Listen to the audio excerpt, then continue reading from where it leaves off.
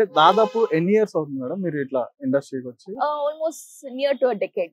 Madam near to a decade. అవునా? Yeah. And super multi అసలు. Language లో చేస్తున్నాను కాబట్టి అన్ని ఇయర్స్ అని తెలియకపోవచ్చు. అవును. I worked in Kannada, Telugu, Malayalam, Tamil ఒక్కటి మిస్ అయింది, తెలీదు అది ఎప్పుడు పర్వాలేదు అవుతుందో. చూసే ఉంటారు.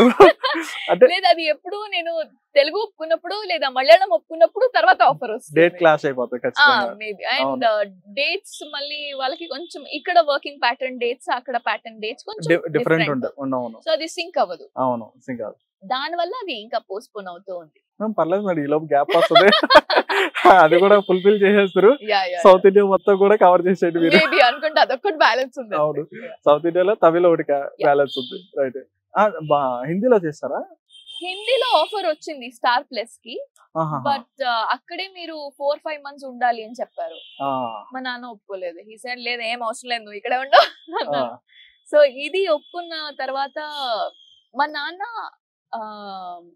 అమ్మకి చాలా దగ్గర, అంటే మా అమ్మకి కాదు, ఆయన అమ్మకి. Mother. So she is no more.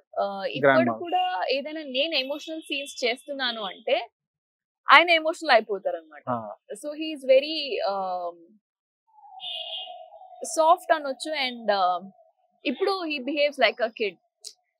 అంటే ఎవరైనా ఏడుస్తున్నారు అంటే ఆయన చాలా ఇమ్మీడియట్ గా ఫీల్ అయిపోతారు అనమాట. సో నేను ఏడుస్తున్నాను, హీస్ వెరీ కైండ్.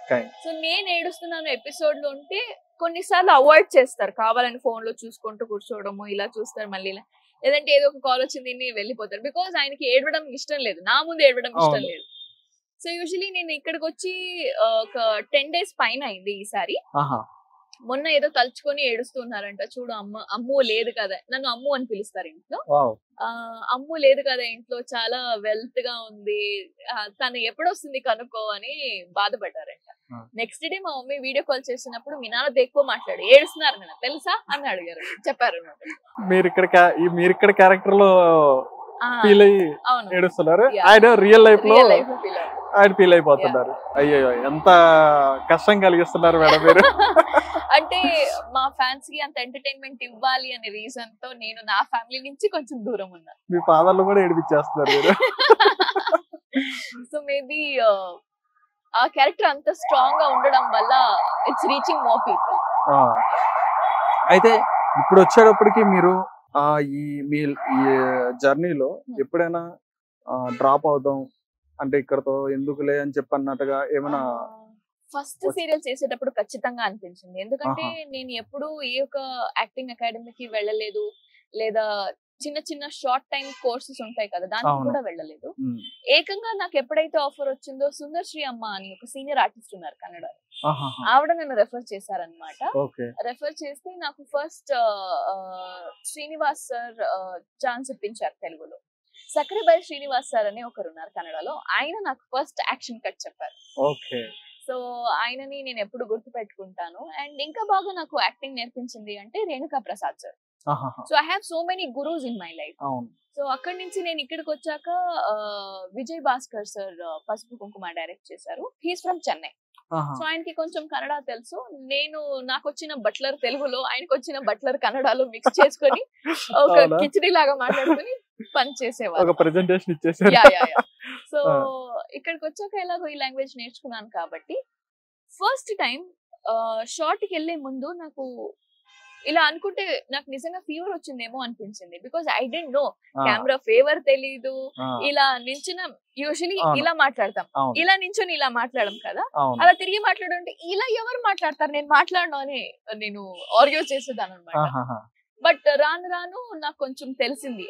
నేను ఎప్పుడైతే నన్ను టీవీలో చూసుకోవడం స్టార్ట్ చేశానో నా కరెక్షన్స్ అయి ఉండొచ్చు, లేదంటే ఇంకా ఏం ఇంప్రూవ్ చేసుకోవచ్చు అని ప్రతిదీ నేర్చుకున్నాను.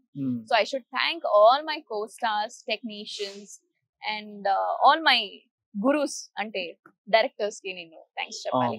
ఈ ఒక మంచి మంచి క్యారెక్టర్స్ ఇచ్చిన ప్రతి ఒక్క ప్రొడ్యూసర్స్ కి కూడా నేను థ్యాంక్స్ చెప్పాలి.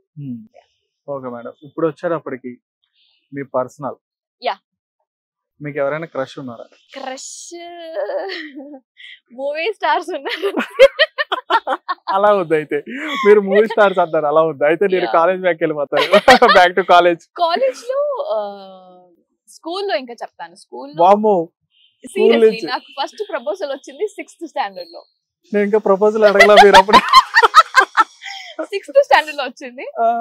ఐ డోంట్ నో ఎలా రియాక్ట్ అవ్వాలి తెలియదు నాకు. ఐ వాజ్ ఇంకా అబ్బాయిని చూస్తే నెక్స్ట్ ఇంకా ఇటు వస్తున్నాడు అంటే నేను అటు వెళ్ళిపోయేదాన్ని, లేదా ఇలా ఎదురుగా వస్తే అటు వెళ్ళిపోయేదాన్ని. సో నెక్స్ట్ ఏమైంది 10th స్టాండర్డ్ లో 2 లేదా 3 అబ్బాయిలు తప్పితే ప్రతి ఒక్కళ్ళు ప్రపోజ్ చేశారు. Maybe it was infatuation or affection or maybe true love, నాకు నిజంగా తెలియదు. ఆ వయసులో ట్రూ లవ్ ఉంటది మేడం. అండ్ కాలేజ్ కి వచ్చేసరికి I studied in girls college. So నా ఫ్రెండ్స్ ఉన్న బాయ్ ఫ్రెండ్స్ అందరు వస్తే వాళ్ళతో పాటు ఫ్రెండ్స్ వస్తారు కదా ప్రపోజ్ చేసేవారు. ఇంకా నేను నా ఫ్రెండ్స్ తో పాటు బయటకు వెళ్ళడం కూడా ఆపేశాను. నేను చాలా తక్కువ బయటకు వెళ్ళేది ఫ్రెండ్స్ తో. అప్పుడు ఇంటికి చాలా దగ్గర కాలేజ్. సో నేను క్లాస్ బంక్ చేసి బయటకు వెళ్తే ఖచ్చితంగా మా నాన్నకి ఫస్ట్ తెలుస్తుంది. మా నాన్న ఆఫీస్ దగ్గరే ఉండేది అనమాట. సో నేను ఎప్పుడు ధైర్యం చేయలేదు బయటకు వెళ్ళాలి, క్లాస్ బంక్ చేయాలి అని ఎప్పుడు వెళ్ళలేదు. అంటిల్ అన్లెస్ స్పోర్ట్స్ ఉంటే మాత్రమే నేను బయటకు వెళ్ళేదాన్ని, అది చెప్పే వెళ్ళేదాన్ని. అండ్ ఇంకా ఒక్కసారి నా బెస్ట్ ఫ్రెండ్ శ్వేత అని ఉంది కాలేజ్ లో, తను ఒకసారి చెప్పింది అనమాట, ఏంటి నువ్వు ఎప్పుడు పిలిచినా రావంటావు, భయం భయం అంటావు, ఈసారి నువ్వు రావాలి లేదంటే నువ్వు నా ఫ్రెండ్ కాదని చెప్పేసింది. అయ్యో ఇంత మాట అనేసావా, సరే ఏదైతే అదైంది వస్తానరా నీతో పాటు అని చెప్పి నేను వెళ్ళాను. అదే ఫస్ట్ అదే లాస్ట్ మూవీ చూసింది, అది కూడా మా నాన్నకు తెలిసిపోయింది ఇంట్లో. అమ్మ ఇక్కడికి వెళ్ళింది అడుగు, ఇప్పుడు కాదులే తర్వాత అడుగు అంటా. మమ్మీ మూవీకి వెళ్ళాను తిట్టకండి అంటే మీ నాన్న చెప్పారులే అంట. సో నేను చెప్పే ముందే మా నాన్నకి అమ్మకి ఇద్దరికి తెలిసిపోయింది. ఇంకా తర్వాత I didn't feel like going anywhere. నా ఫ్రెండ్స్ మా ఇంటికి వచ్చేవారు అనమాట. నేను వాళ్ళ ఇంటికి వెళ్ళాలి అంటే ఒకటి మా నాన్నతో లేదా మా అమ్మతో లేదా మా అన్నయ్యతో కలిసి వెళ్ళేదాన్ని. నేను ఒక్కదాన్ని ఎప్పుడు వెళ్ళేదాన్ని కాదు. అలాంటిది ఇప్పుడు బెంగళూరు నుంచి హైదరాబాద్ కి నేను ఒక్కదాన్ని వస్తున్నా. Maybe this is the change or maybe this is the growth. నన్ను నేను ఎక్స్ప్లోర్ చేస్తున్నాను. బికాస్ జాయింట్ ఫ్యామిలీ కాబట్టి నేను ఎప్పుడు ఒక్కదాన్ని బయటకు వెళ్ళే ఆపర్చునిటీ రాలేదు, అవసరం కూడా పడలేదు అనుకుంటా. ఎప్పుడు I was filled with good people around me. సరే అని ఫంక్షన్ కి వెళ్ళినా కూడా వాళ్ళతో పాటు ఏదైనా ఎంటర్టైన్మెంట్ కూడా ఇంట్లోనే. యాక్చువల్లీ మనం ఉండేది డబుల్ హౌస్ అనమాట. ఫస్ట్ ఈ ఇల్లు ఉండింది, ఈ ఇల్లు లేకుండే ఫుల్ ఖాళీగా ఉంటే అక్కడ కార్ పెట్టేసి ఫుల్ వాల్యూమ్ ఇచ్చి బాబాయ్లు నేను మా కజిన్స్ అందరూ డాన్స్ చేసేవాళ్ళు అనమాట. సో ఎప్పుడైతే మళ్ళీ ముందు ఇల్లు కట్టుకోవాల్సి వచ్చిందో ఆ పార్టీ చేసే తగ్గిపోయింది.